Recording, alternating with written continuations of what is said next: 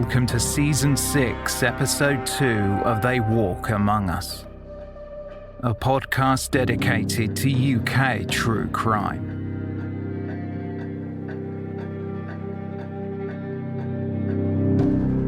Please listen to Season 6, Episode 1 for Part 1 of this 5-part case.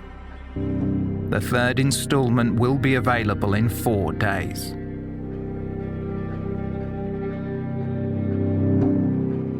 This episode contains distressing themes and descriptions of sexual violence. This podcast is intended for a mature audience.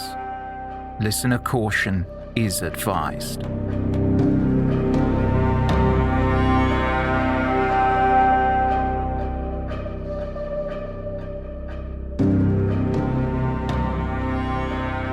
In the heart of Gloucester, one 3-storey terraced home has become the focal point of the city's biggest ever criminal investigation. The start of what was to become a trail of death started with the discovery on the 26th of February this year of the body of a young woman. She'd been buried under the patio at 25 Cromwell Street, the home of builder Frederick West. Police in Gloucester searching 25 Cromwell Street last night discovered yet a further set of human remains. I've been told that there might be 12 people. Do you know what I mean? Where does it end? He was always the kind of guy who would say, come on in, I'll sit have a cup of tea, Was there anything unusual about the house? Nothing unusual, just a lot of kids. I was talking to my wife on the phone. She says, "Oh, they found another one in the bathroom," and it's starting to make me feel sick. It really is. I'm still getting right upset about it. I laid most of the concrete, a lot of the concrete, on Christmas Eve of '77. Whether I was actually covering some of that, I'll never know.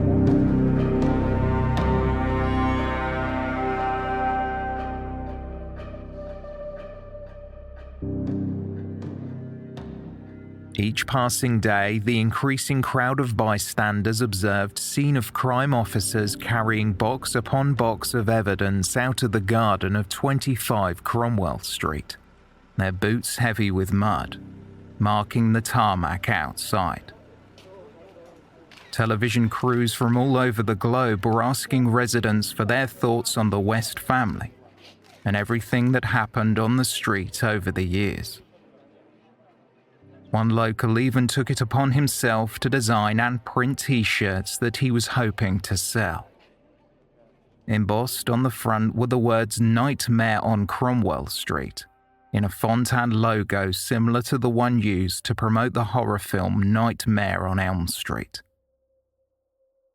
The word nightmare was undoubtedly apt for what had happened. The police used luminol throughout the address.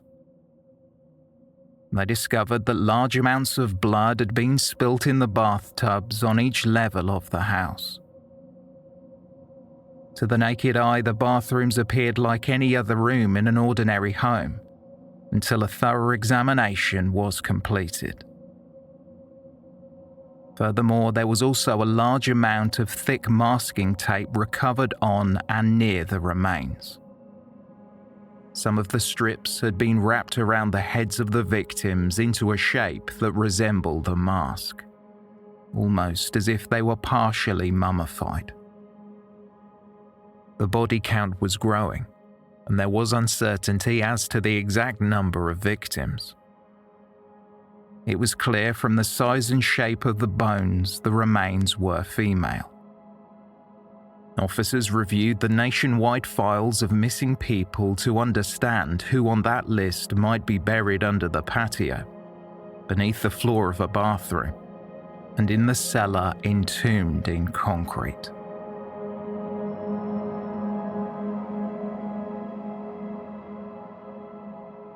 A team of 20 call handlers staffed the incident room as calls from across the country flooded the phone lines. Bereft families desperate to find out if it was their missing loved one that had been found at Cromwell Street. Hundreds of calls were being received a day.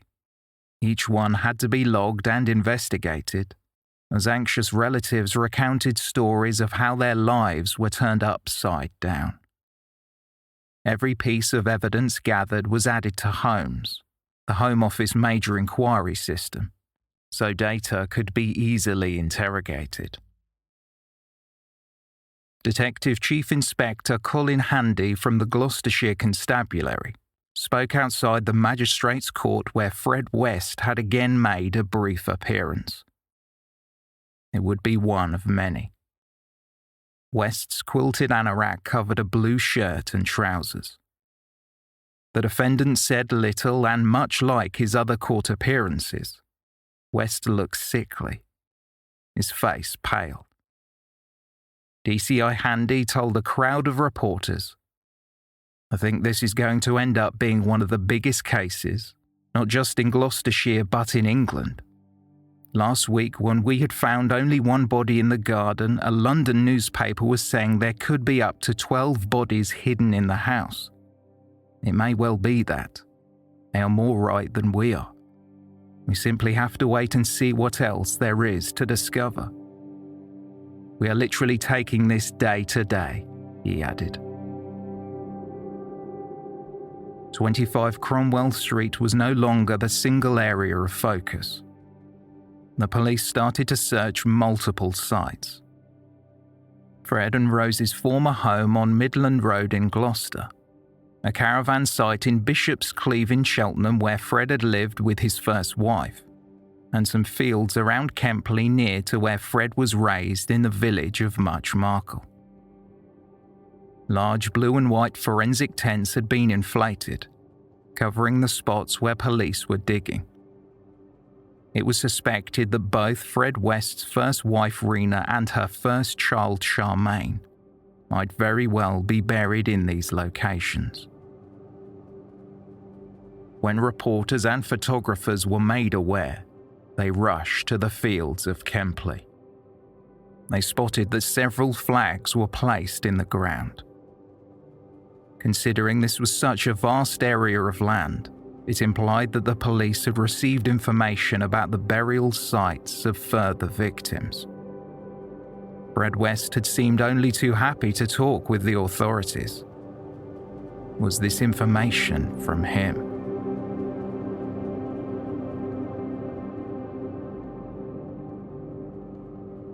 Many lodgers passed through the doors of 25 Cromwell Street.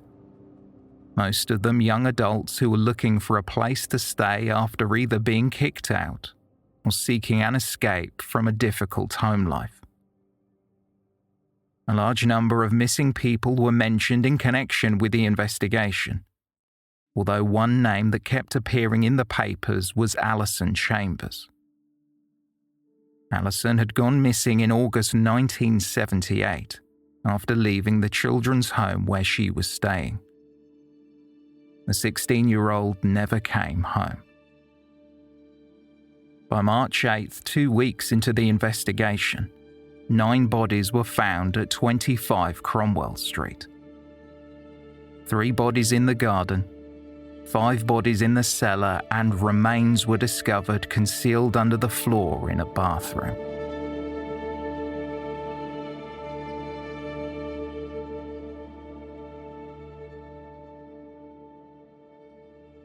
Excavation work continued at Cromwell Street.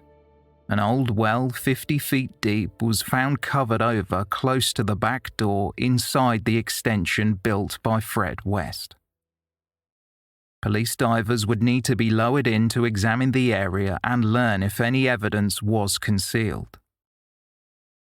Because so much earth was displaced from the property, there were concerns that the building was no longer stable and a section might collapse.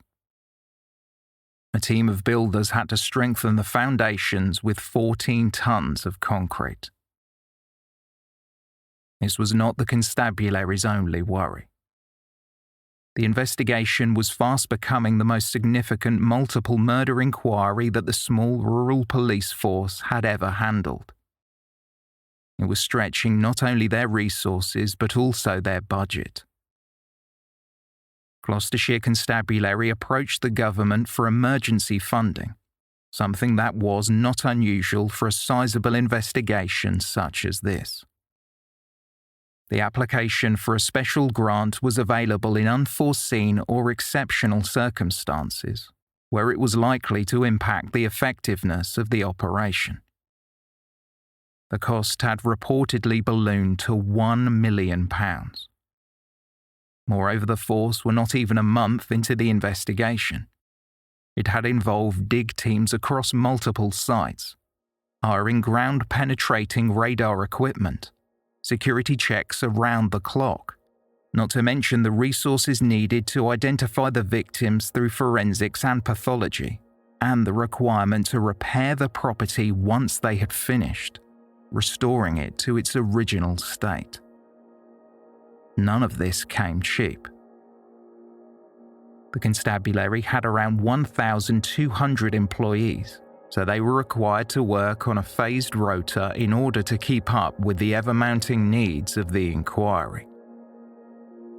The claim to help with the cost, a total grant of £650,000, was submitted to the Home Office that September. By that time, the amount requested covered half of the cost of the investigation. A decision would be reached that December. It was decided that the expenditure was not seen as extraordinary.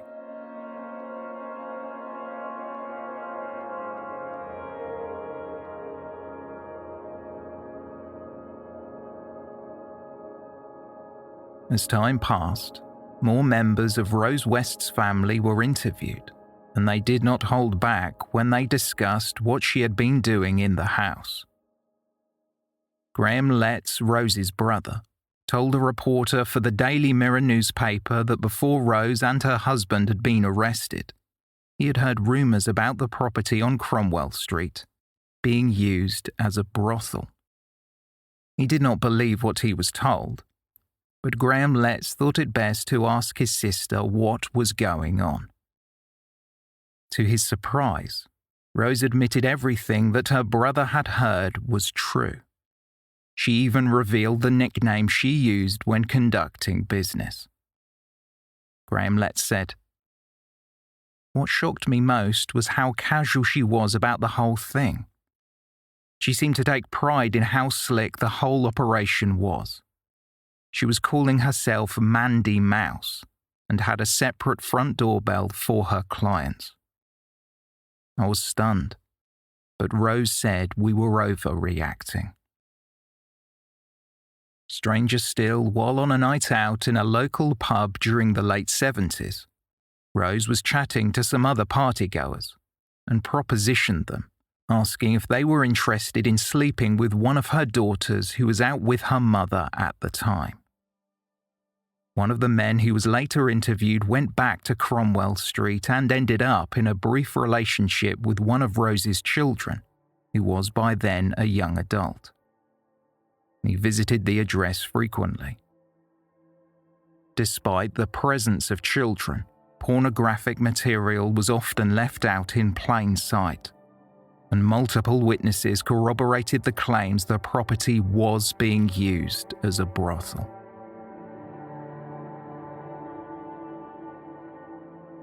After her husband's arrest, the subject of Rose West's children was coming up frequently in the press, so her solicitor submitted a complaint to the Attorney General regarding the unrelenting reporting that followed the case and the family. At the time, Rose West was released on bail and had not been charged with any offences. There was concern from her solicitor that newspaper reports about the family could prejudice the legal proceedings. One headline from the Daily Mirror read, "Dad on patio bodies charges." This included a large accompanying picture of Fred West.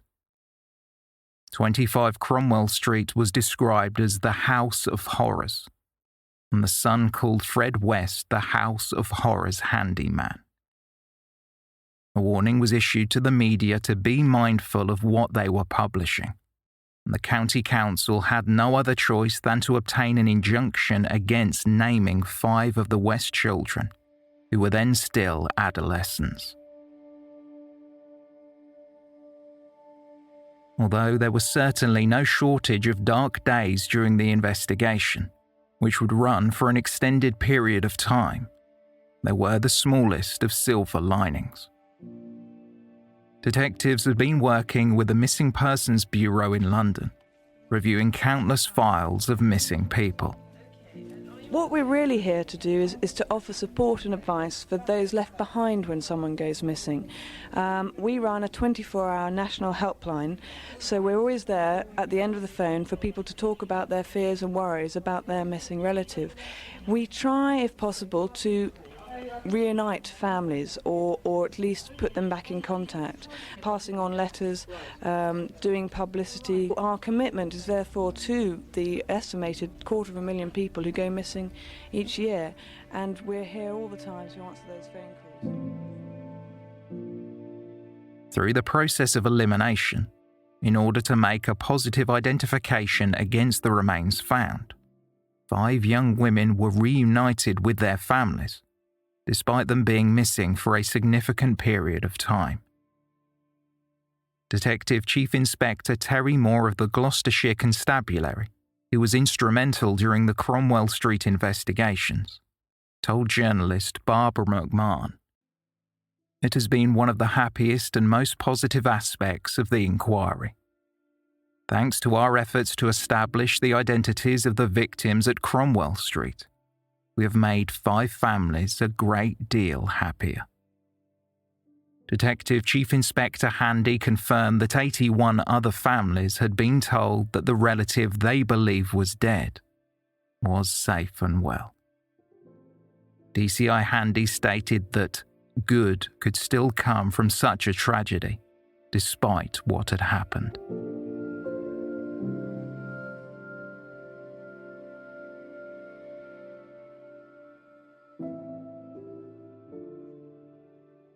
While Fred West was in custody, occasionally being ferried to his court appointments, his wife Rose protested her innocence. Almost 3 weeks had passed since the couple were arrested on the afternoon of February 25, 1994. Although Rose had been arrested for a second time that same day, she had yet to be charged. Her solicitor Leo Goatley gave a statement to the press. He claimed that his client was shocked by what had happened, and the whole sequence of events was deeply upsetting for everyone involved. She denies any involvement in any events that led to her husband's arrest, Rose West's solicitor said. She was devastated, quite clearly distressed, and shocked. She denies she knew anything about the bodies, is that correct? Yes, she does. What does she say about knowledge of the killings at all? She totally denies that. Yes, she does. At that point, the police felt there was not enough evidence to proceed with charges against Rose, at least in respect of the first 3 bodies discovered under the patio, 2 of whom had been identified as the couple's daughter Heather and lodger Shirley Ann Robinson, who was heavily pregnant when she died.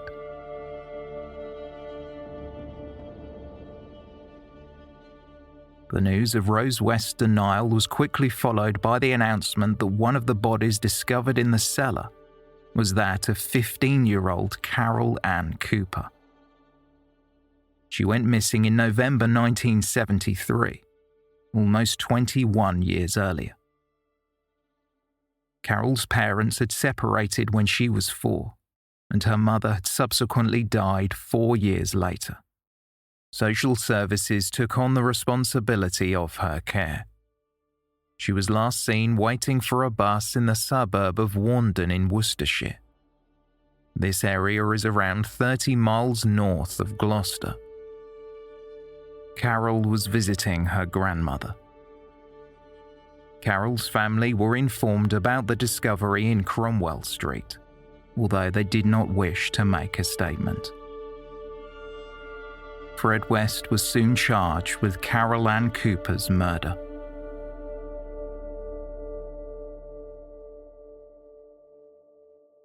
The constabulary were using every tool at its disposal, but due to the state of the remains, forensic experts who specialized in the field of facial reconstructions were also brought in to help. Much work had been done with the Missing Persons Bureau.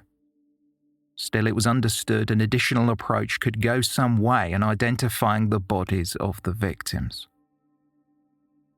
More often than not, missing people were not registered with the Bureau. There were concerned relatives looking for their missing loved ones, but some went unnoticed. It was all too common that no one was looking, because nobody cared.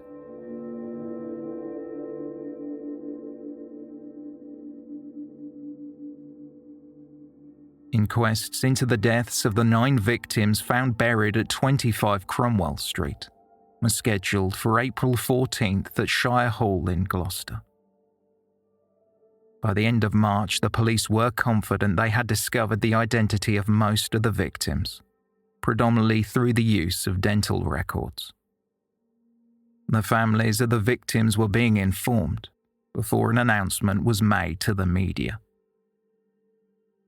In the search for more bodies, members of the dig team were slowly relocating to 3 other areas linked to the investigation. Detective Superintendent John Bennett asked the film crews that followed the inquiry's every move to be mindful that an active investigation was underway. The officer said he was not afraid to have any media equipment forcibly removed. The high, bleak field, a mile from the village of Muchmarkle, where Frederick West was born, was to change overnight. Filling one corner of an isolated Gloucestershire field, the men and machinery to begin phase 2 of this complex search. Some of the headline paints the village of being like village of horror, killing fields of Muchmarkle, and most of the people around here think the village is a pleasant Herefordshire cider village, and their tourism is of old houses and cider apples, and they don't want it to be known of anything else. When a further press announcement came, 4 of the victims were named. They were either teenagers or young adults when they died. Lucy Partington's name had been mentioned earlier in the investigation, but it could now be confirmed that one of the bodies found in the cellar belonged to the 21-year-old. Another confirmed victim was factory worker Juanita Mott. The 18-year-old was living in the town of Newent near Gloucester when she vanished on April 11, 1975. She planned to travel to Gloucester where she was raised. Juanita's parents had engaged with the media to highlight her disappearance, although there was no record it was ever registered with the police. Juanita's sister was a regular at Cromwell Street, frequently visiting friends at the address after her sister's disappearance. She had no idea that Juanita's remains were concealed in the cellar. 19-year-old Linda Carol Goff, who worked altering clothes in a co-op on Barton Street, was last seen alive by her mother in April 1973. Linda said she wanted to see what life had to offer. The seamstress lived in Gloucester. Her parents provided a statement in which they remarked they had lived in the hope their daughter would one day come home. Now we know she will not, they said. Linda's body was concealed under the floor in one of the bathrooms. Gloucester was the same place where Alison Chambers went missing. Hers was the 3rd body found buried under the patio. The 17-year-old's name had already been mentioned by the media throughout the investigation. Alison's father served in the army when his daughter was born in West Germany during September 1962. Her parents separated, and she spent time with her mother in Swansea. Described as headstrong by her mother Joan, Alison then moved out. Although Joan received correspondence from her daughter, she did not have a forwarding address. Joan believed Alison was in Gloucester working for a firm of solicitors. Alison's mother said, "I just can't put into words how I feel."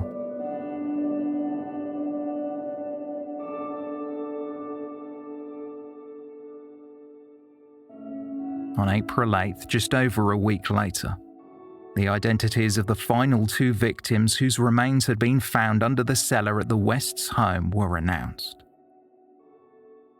Shirley Hubbard was 15 years old when she went missing. Born Shirley Lloyd, the shop employee from Droitwich was fostered at a young age. She had a history of running away. Shirley was heading home following a work experience course at a Debenhams department store in November 1974, before she vanished. Like Shirley Hubbard, Therese Siegenthaler disappeared in April of that same year. The Swiss-born sociology student attended Woolwich College of Further Education. She found occasional work as a nanny. Therese left her accommodation in Lewisham, southeast London with a backpack and planned to hitchhike through England and Wales, heading to Ireland. She was last seen on April 15th.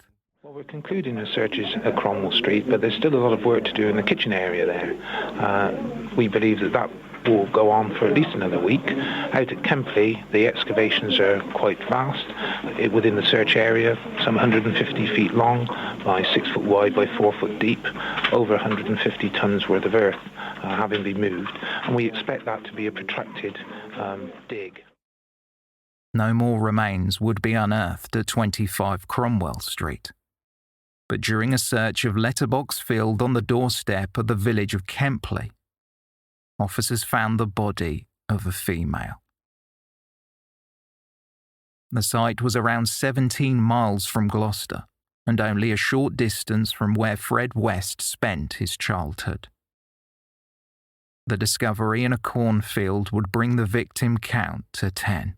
Now, there are suggestions that this body could be that of Fred West's wife. How long before you're able to make any sort of positive identification, do you think, in this case?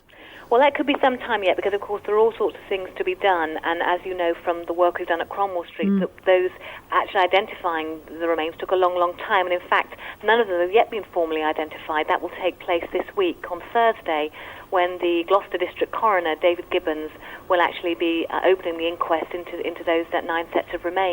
So it could be some time yet before we have anything positive on the latest set. It was theorised the remains could well be West's first wife, Rena Costello. D.S. Bennett, leading the inquiry, told the media that further searches would continue. It may be necessary to look at least one other area in the Kempley site locality, but not in the field we are in at the moment, he said. Detectives focused on Fingerpost Field, also on the Gloucestershire-Herefordshire border. Police said they had good reason to search the area, but would not say why.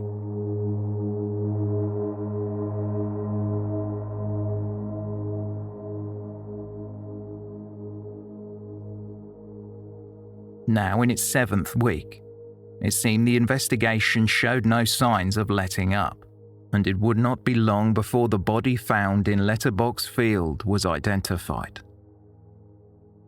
The prevailing theory was correct. Rena Costello had not been seen since late 1971, though was not reported missing. Fred West was charged with his first wife's murder on the same day the inquest began into the deaths of the 9 women whose remains were discovered at Cromwell Street.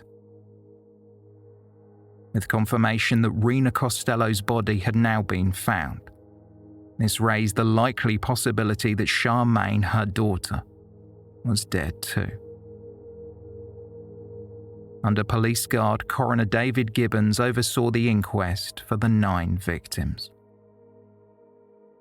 The causes of their deaths, which would usually be confirmed at the proceedings, were not revealed. In this instance, formalities were being undertaken to ensure the identification process was correctly followed. How exactly each teenager or young woman met their end would be confirmed at the trial. The coroner told those people present at the inquest that identification had proved difficult due to the way in which the remains were concealed.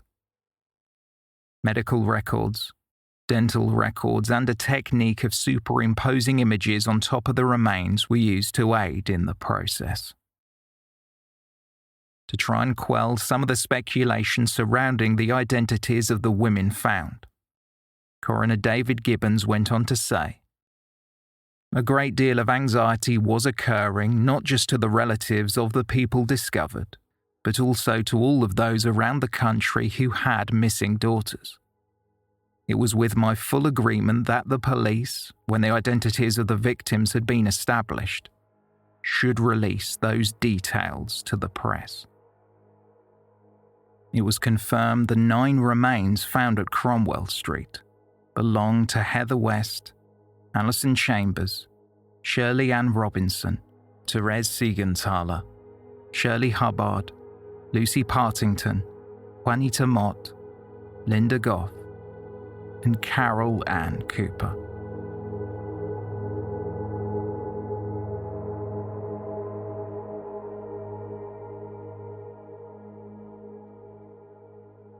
Rose West had been vehemently protesting her innocence. Still, on April 21, 1994, almost 2 months after the police arrived at Cromwell Street to investigate the murder of her daughter Heather, Rose was again arrested, but this time she was charged. She was accused of assault occasioning actual bodily harm on an unidentified 8-year-old boy between January 1972 and December 1974.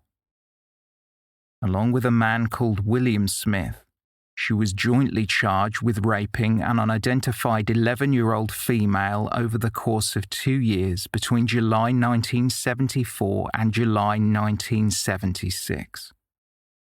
The prosecutor told the court this was the first of many charges the defendant was to face. Unsurprisingly, given the age of the alleged victims, reporting restrictions were put in place, and their names could not be published. Rose West said few words in the short hearing, never turning back to face the public gallery. She was to be held on remand until the next set of legal proceedings, and no objections were made. A representative for the Crown told the court that they wanted Rose West to remain in custody to avoid anyone influencing what she might say. She was told it was for her own protection. Details on who exactly William Smith was and how he was connected to Rose West was scant, and Smith's address was not provided in court. He was granted bail.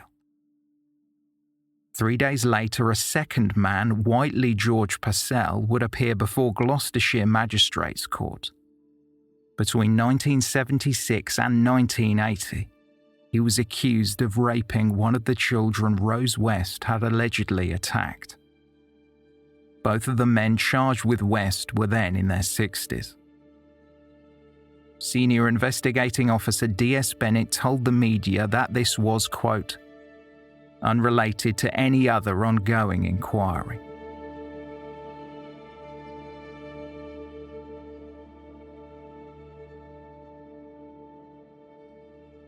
The same day Rose West appeared in court, a noticeable police presence was seen at her former home on Midland Road.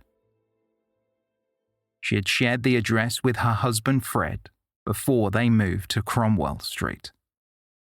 A police guard was stationed outside the property. It now seemed to be an area of intense scrutiny since the body of Fred West's first wife, Rena Costello, was found in Letterbox Field.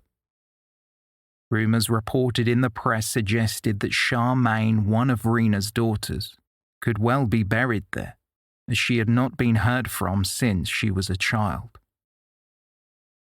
an unnamed detective told a reporter for the Standard newspaper. Nothing about this case will surprise us now. The scale of the tasks before us is astonishing. As most of the victims had been identified, journalists were trying to track down all the people in Fred West's life who had disappeared in mysterious circumstances. The name Anne McFall was mentioned. Reporters noted that much like Shirley Ann Robinson, she too was heavily pregnant when she was last seen. Then Anne was in her early 20s. She was romantically involved with Fred West before he met his second wife, Rose. Was she another victim?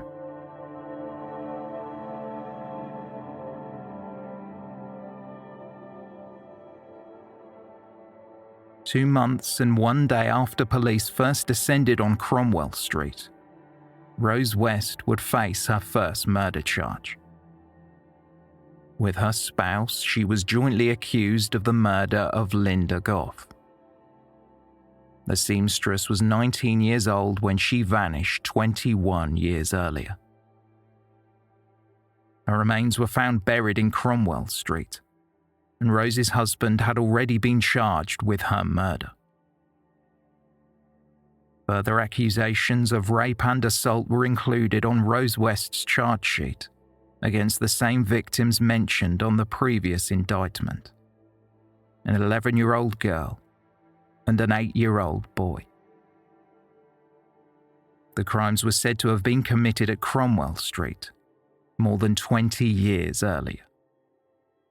Rose West had been questioned and brought before the court on Monday, April 25th. At only a few minutes, the hearing was brief, and Rose was told she would remain in custody given the severity of the charges. Leaving everyone in the courtroom unsettled, she raised a smile as she left.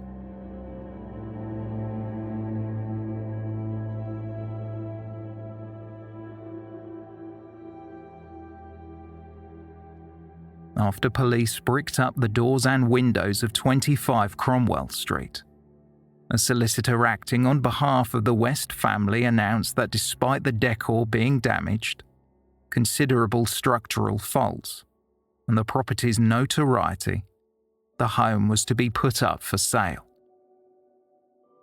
No one knew how much money would be raised as the excavation process had been thorough. Funds were needed by the family to cover the increasing costs they faced. Now both Fred and Rose were being prosecuted.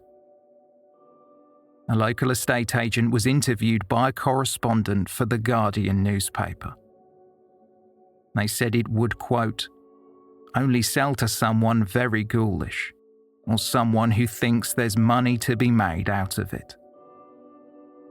Julian Farr, who worked in Gloucester, said, personally, I think it should be demolished and replaced with a garden of remembrance.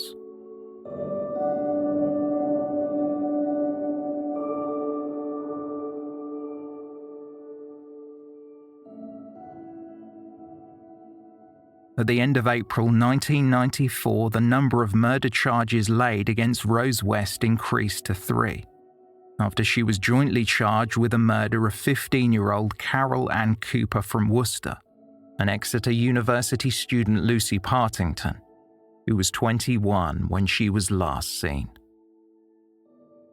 Their bodies were found concealed in the cellar at 25 Cromwell Street. Not even a week later, a fourth murder charge was included when it was alleged Rose murdered 21-year-old Swiss student Therese Siegenthaler.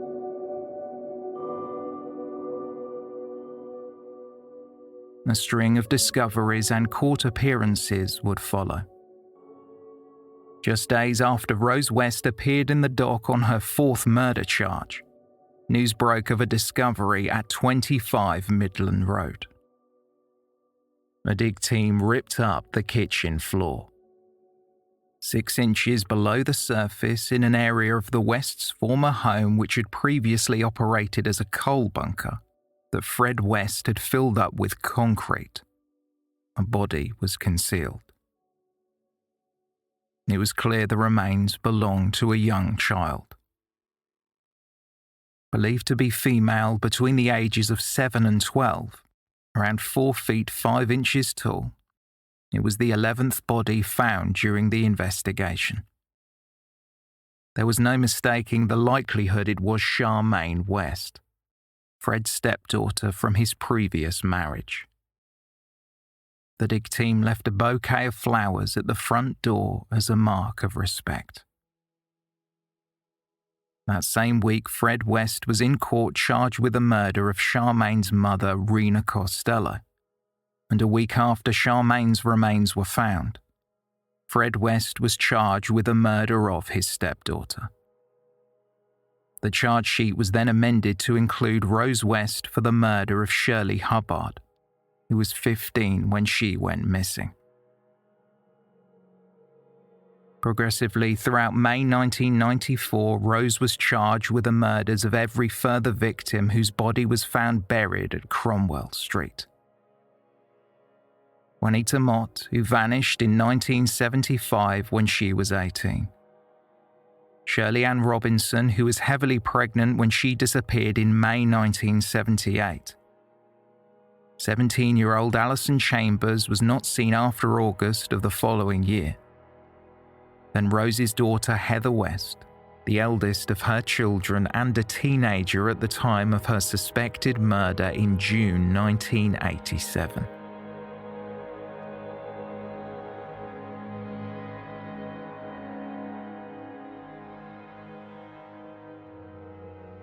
Fred West had been charged with 11 counts of murder, but on Tuesday, June 7, 1994, the 12th and last known victim was found.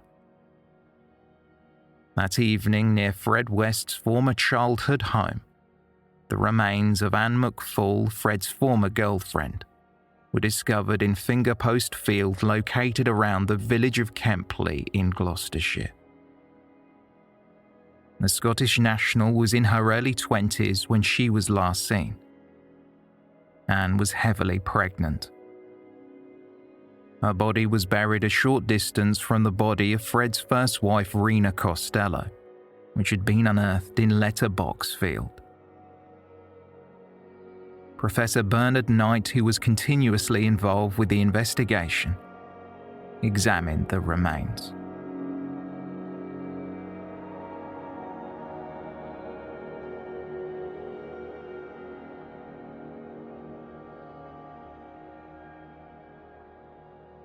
Anne McFall was the final victim to be found before the search concluded. To mount a prosecution so vast, the authorities had a lot of work in front of them. The case was not expected to go to trial until the following year.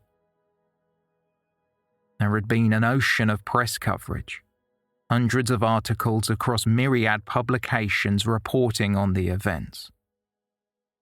Expectedly, complaints were raised by the legal teams representing both Fred and Rose West. The defendants protested they would never get a fair trial. Interest in the case was at fever pitch. Publishers and literary agents quickly negotiated several high-profile book deals. Television rights thrashed out at an alarming pace, and guided tours of the burial sites were always sold out. Even autograph hunters desperate to track down signatures from the couple were offering to pay hundreds of pounds for the privilege. The public and most certainly the tabloids could not get enough of the House of Horrors and everything that surrounded it. Scottish comedian Billy Connolly mentioned the couple in his act. However, copies of one of his live performances had to be withdrawn from sale and re-edited following legal action.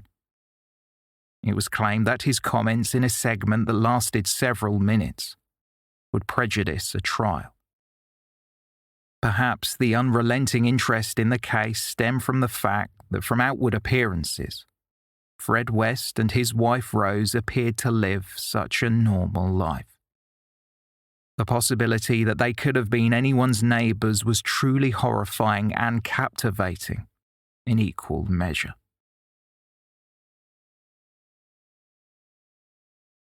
Fred West's younger brother John had told a reporter at the start of March 1994, "Everything seems so normal." However, it appeared he too had his fair share of dark secrets. Much like his brother, John was brought before Gloucester Magistrates Court. He was accused of raping 2 children between January 1975 and January 1980. One victim was between 7 and 8 when she was attacked, and the other 11 to 16. John Charles Edward West, who was 51 at the time, was released on bail and would need to report to the local police station on a weekly basis. The magistrate agreed that for the defendant's protection, his address could be withheld from publication.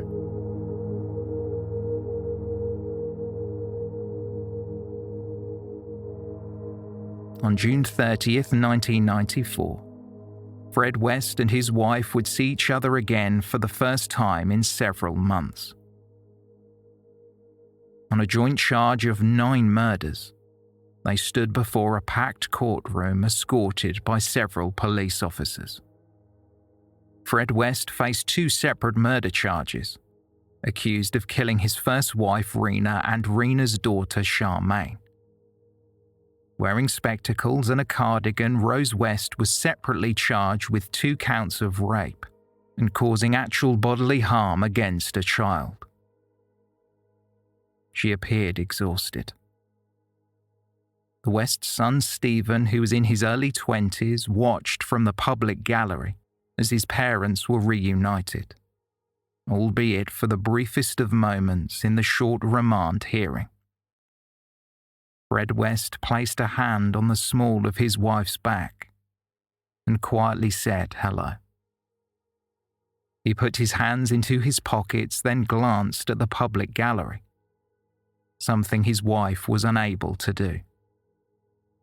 Unsurprisingly, the pair were told that they would continue to be held in custody as the case made its way through the legal system. Court documents were thousands of pages long and more was to come. The body of Anne McFall was found in a field, although no one had yet been charged with her murder.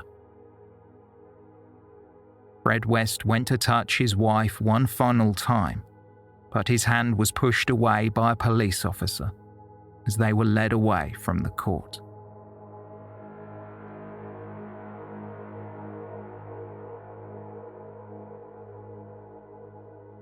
Fred appeared before the magistrates a few days later, but this time he was not with Rose. He was charged with the murder of Anne McFall. The prosecution believed she was killed in 1967. This was the 12th murder charge Fred West faced. Solicitors acting for the Wests today asked for proceedings to be delayed because of the sheer volume of paperwork created by this investigation. There's quite considerable papers have been served thus far, something in the order of 25 lever arch files of evidence. It could be months now before this case is committed to Crown Court for trial.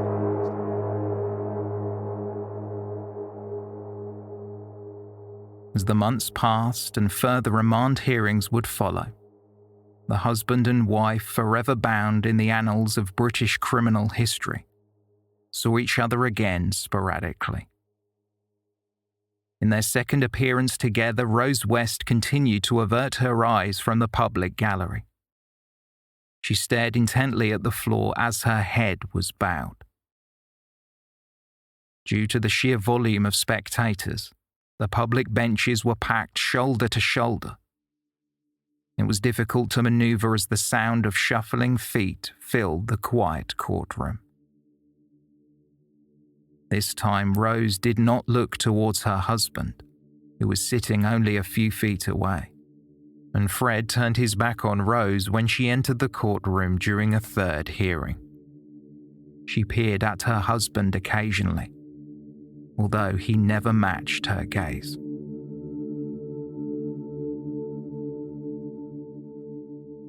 Two weeks before Christmas, as the Crown marched onwards towards a trial, supported by what was labelled one of the largest police operations in Britain, it was announced that committal proceedings were finally scheduled to occur in February 1995. The committal procedure would be abolished in England during 2013. Still, during the tail end of 1994, the sufficiency of evidence would need to be determined before a case was passed to the Crown Court. A representative for Fred West suggested this could be done as a paper-based exercise. However, counsel for Rose West asked that evidence be presented in person.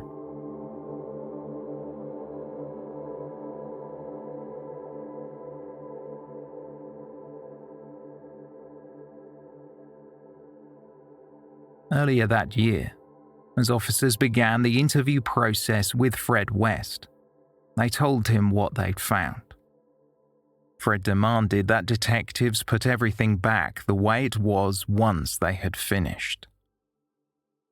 "I do not want my garden ruined," he said.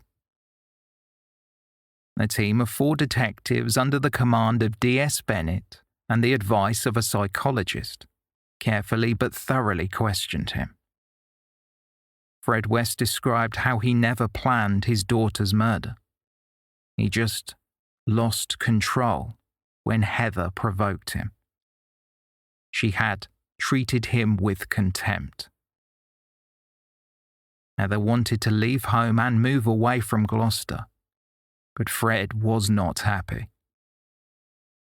He claimed that he ordered Rose to go out and get some money so Heather could do some shopping to cheer herself up. Fred West described what happened to detectives, a recording of which would later be played to a jury in court. So Heather's standing by the washing machine in the hallway, and she's standing there with her hands on her hips, the big lady business. And I said to her about getting a flat up the road because we'd done that for the other 2. She stood there, and she had a smile and a sort of smirk on her face.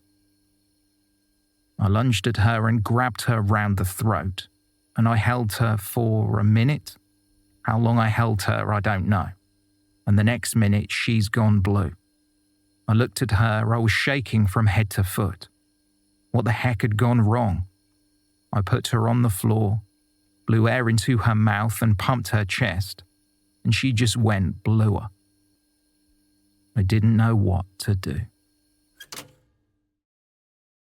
There was no mistaking that Fred West did not strangle his daughter by accident.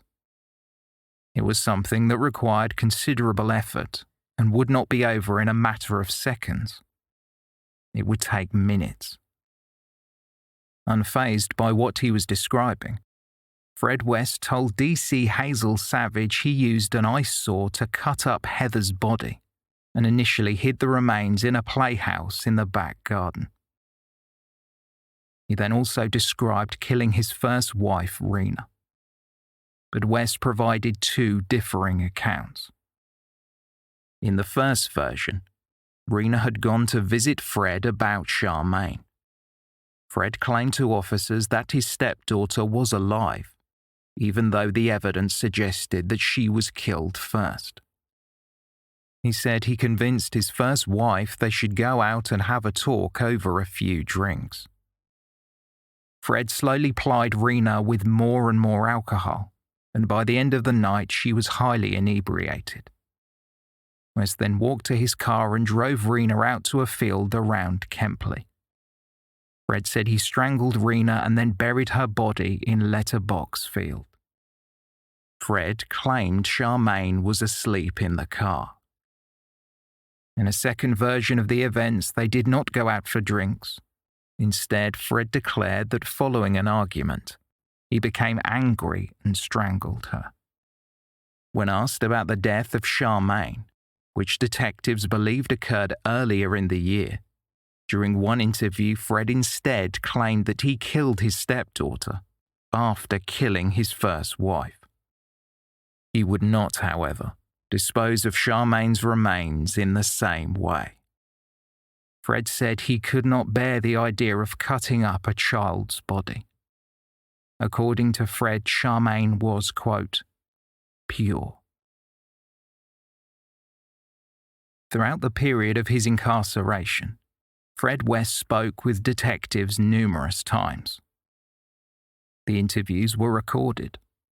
There were approximately 145 tapes worth of evidence, lasting in the region of 108 hours. Frustratingly for detectives, West's account of what happened changed considerably throughout. When asked to repeat the events, no two accounts were the same. That was until he settled on a version of the events which saw his wife free from blame. Fred West made it clear to officers that Rose was not involved. She was in the dark. West had no problems describing what he did to the other victims and where they were buried. He said that he killed most of them as they wanted a relationship with him. He was worried his wife would find out. All these girls I have had affairs with, and that's why they ended up this way, because they threatened to tell Rose. All these girls did exactly the same thing. It was made clear. I was married to Rose, and it was nothing serious. It was just a thank you, ma'am, finished. Every one of them did the same thing.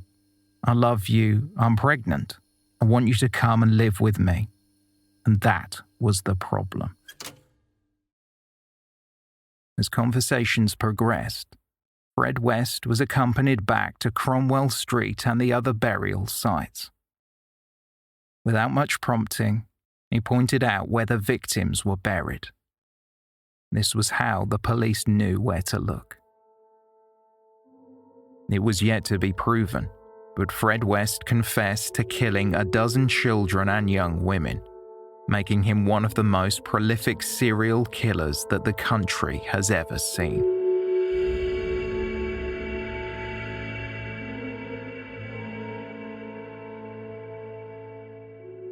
The Crown prepared its case, and committal proceedings would soon be underway. Fred West was charged with a total of 12 counts of murder. The bodies of 9 victims had been concealed in the building or the garden of 25 Cromwell Street. Another body was under the kitchen of a property where Fred and Rose lived on Midland Road in Gloucester, and 2 more were buried in separate fields close to a village where Fred West grew up. West was claiming he was in a sexual relationship with most of the victims, and in an effort to avoid his wife finding out, he killed them. He insisted that he acted on his own. However, a great deal of what Fred West told the police did not add up. The more he spoke, the more things did not make sense.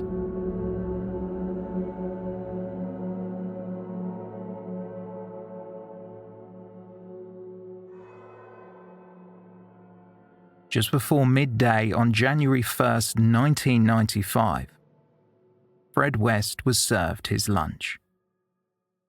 Prisoner WN 3617 was being held in Winson Green, a Category B prison in Birmingham. West spent New Year's Eve calmly watching television and played a game of pool. He had breakfast the next morning without incident. His cell was frequently searched, although during lunch security could be slack. As it was New Year's Day, there would have been fewer members of staff on duty. Perhaps this was something Fred West realized. When he noticed that he was not being watched by the guards, West quietly ripped apart his bedsheets, and tied them together to create a homemade noose. He was determined to take one more life. Not even an hour later, when a guard went to open the cell door, telling West to wash up, it was jammed shut. Guards forced their way in and found Fred West hanging from an air vent in his cell. A chair he stood on was kicked some distance away. It was just over 10 months since his arrest. At 12:55 p.m, prison guards tried unsuccessfully to revive him. He was pronounced dead at 1:22 p.m. News of Fred West's death filtered through the prison, and soon after, cheers and shouts from his fellow prisoners echoed through HMP Winson Green, a place where there had been 10 prisoners who had taken their lives in the last 12 months. West had not been considered a suicide risk and was interviewed several times to assess his mental health. He was, however, classified as a vulnerable prisoner following a psychiatric evaluation. It was requested that an independent witness or appropriate adult accompany him during his interviews. I think he should have been made to suffer for all the grief he's caused. He should have been made to stand up in court and face the people he's hurt. I feel sorry for the family, all the families which were involved. And I just hope he rots in hell. It's probably going to save a lot of money as well in the legal system, isn't it? I think for him to kill himself is going to have an effect on some people, but I shouldn't think many. I should think a lot of people would be saying hooray. As reports of Fred West's death reached the relatives of his victims, Joan Owen, mother to Alison Chambers, said, "This is the best news I've heard for a long time. After all the evil things he did, this must be the only good thing he did." According to a reporter for the independent newspaper who spoke with Rose West's solicitor, she was taking solace in the company of a nun who spoke with the accused while she was on remand. Leo Goatley told his client to dwell on the positives. 41-year-old Rosemary West is currently being held at Pucklechurch Remand Centre near Bristol. But her solicitor, Leo Goatley, says the Crown could begin a review of her case now that her husband is dead. With the press saturation on this story today, it may be an opportunity for the Crown to review the case, and they may feel that all in all it might not be justifiable to take any further.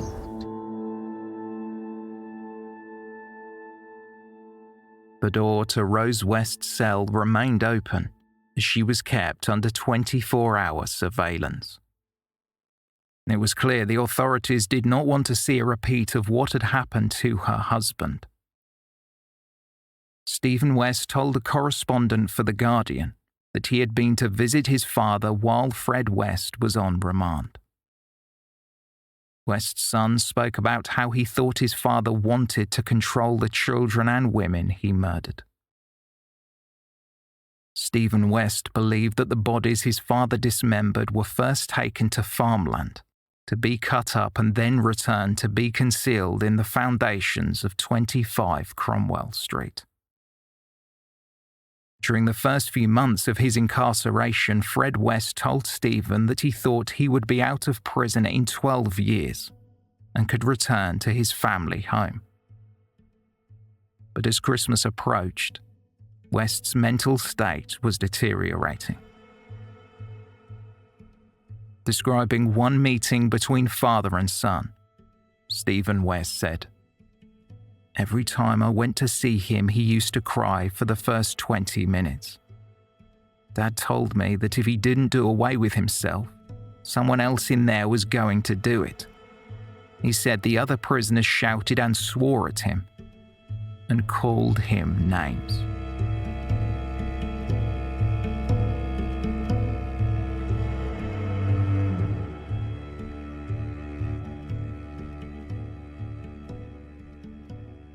Rose West claimed that she was not involved in any of the murders. She said that her husband had committed the crimes on his own. She asserted that she was also a victim. However, the Crown Prosecution Service felt differently. Despite the death of her husband, the case against Rosemary Pauline West would still go ahead. As far as we are concerned, the only difference is that there is one less person in the dock, a police spokesperson reportedly said. Rose West had, by that point, been charged with 9 counts of murder. But on Friday, January 13th, 1995, a 10th charge was added. She was accused of the murder of Charmaine West. Charmaine was raised by Fred and his first wife, Rena. However, she was not Fred's biological daughter. The 8-year-old's remains were found under the concrete floor of the kitchen at 25 Midland Road in Gloucester. During the magistrate hearing concerning the new murder charge, Rose West firmly told the court, "I am innocent." Her solicitor demanded that the charges against his client be dropped, as she would be unable to receive a fair trial due to the press coverage on the case, which he deemed to be prejudicial.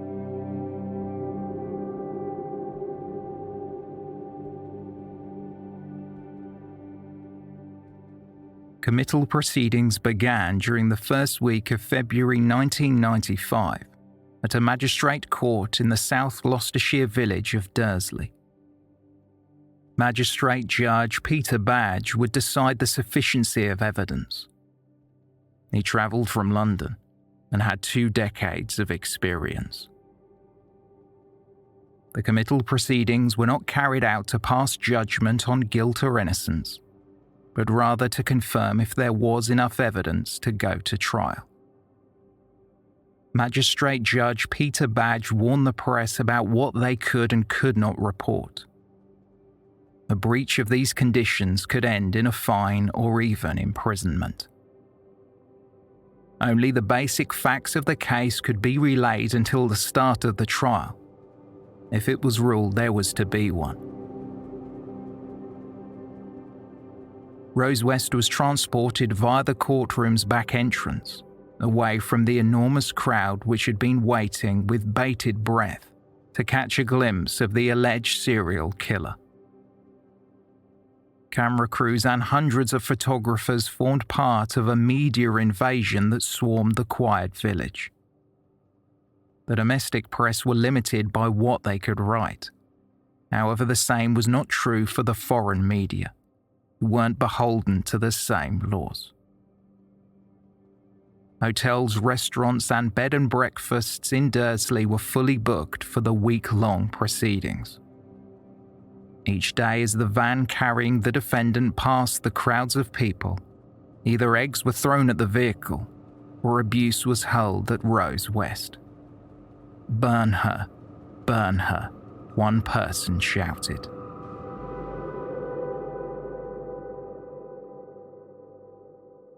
What exactly was said during that committal hearing was not reported, but the outcome against the widow of Fred West would be heard on Valentine's Day. Rose West had been charged with 2 counts of rape and 1 count of assault. However, these charges were dropped. The men who were also accused of the crimes, Whiteley Purcell and William Smith, also saw the charges against them withdrawn. Instead, Rose West would be sent to trial for 2 further charges of rape, said to have been committed with her husband, and 2 counts of indecent assault. The victims' names were withheld for legal reasons. West spoke only a few words, dressed in a cardigan over a blouse. She replied that she understood the charges, nothing more. If she felt any emotion, her face did not give it away. she was told she was going to trial for 10 counts of murder. The magistrate Peter Badge said, "I am satisfied that sufficient evidence has been laid out before me to put the defendant before a jury."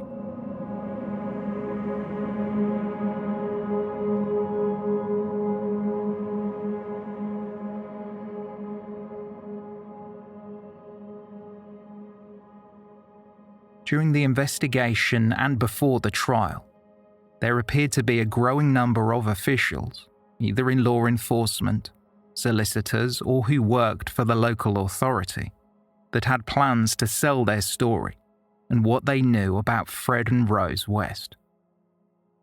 Large sums of money were being offered by publishers. There would no doubt be plenty of books or television shows produced on the subject of what happened at 25 Cromwell Street. But few of those books written by the individuals who orbited the case would ever see the light of day. They had hoped they could say goodbye to their troubles with such a large amount of money from a publishing deal. But the only thing they would say goodbye to was a successful career when their supervisors found out. Some of those individuals had been working for the police for decades and had even been honoured with an MBE. To name a few, DC Hazel Savage was removed from the case following claims that she allegedly tried to sell her story to a literary agent. She was transferred to other duties. Howard Ogden, Fred West's solicitor, faced a disciplinary tribunal hearing. It was alleged he had coerced Fred West into signing a waiver that voided his right to confidentiality. It was also alleged he behaved in a way that compromised or impaired his professional reputation. This was something that Howard Ogden thoroughly denied, and was insistent that West had entered into the agreement willingly. Ogden had represented West during a previous legal case in 1992, but 2 years later, after using the solicitor's services for a short period, West had fired Ogden after he came to the conclusion that his solicitor had been trying to sell a book and film rights about his life. Howard Ogden was eventually suspended from his duties for a year for unbecoming conduct. In addition, he faced a financial penalty that would cover half the costs of the tribunal hearing. There was also the numerous individuals who would be appearing at Rose West's trial. Their reliability as witnesses would need to be assessed. So much money had changed hands for the inside scoop as to what happened at Cromwell Street. The defence was arguing these witnesses might embellish or flat out lie about what had happened to make their stories more appealing to the press.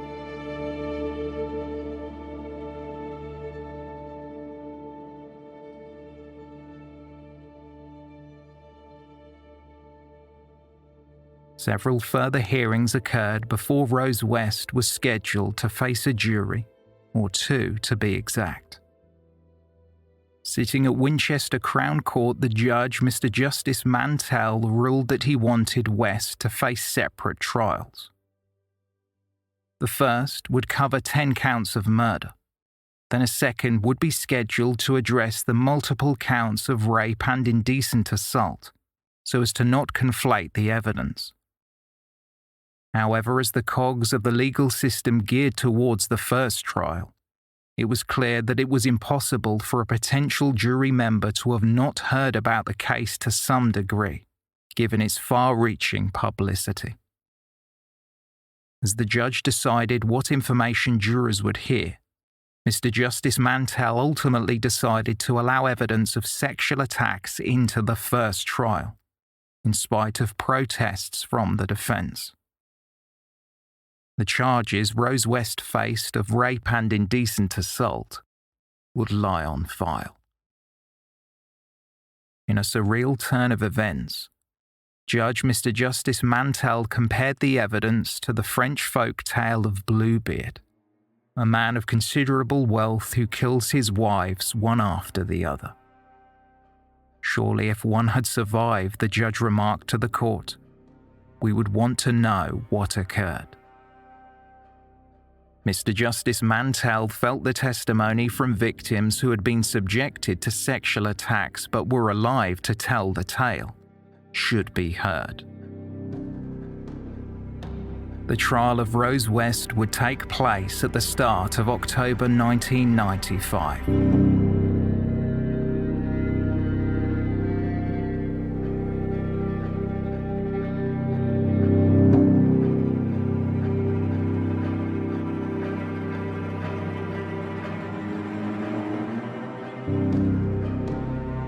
This is the end of episode 2. You can hear more on the case of Fred and Rose West in 4 days. And please make sure to follow They Walk Among Us on your favourite podcast player so you don't miss an episode.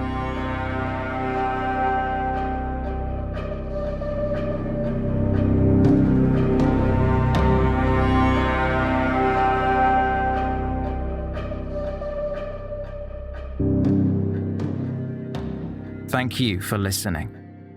Special thanks to our new Patreon producer Sarah Peitling and everyone who supports us through Patreon.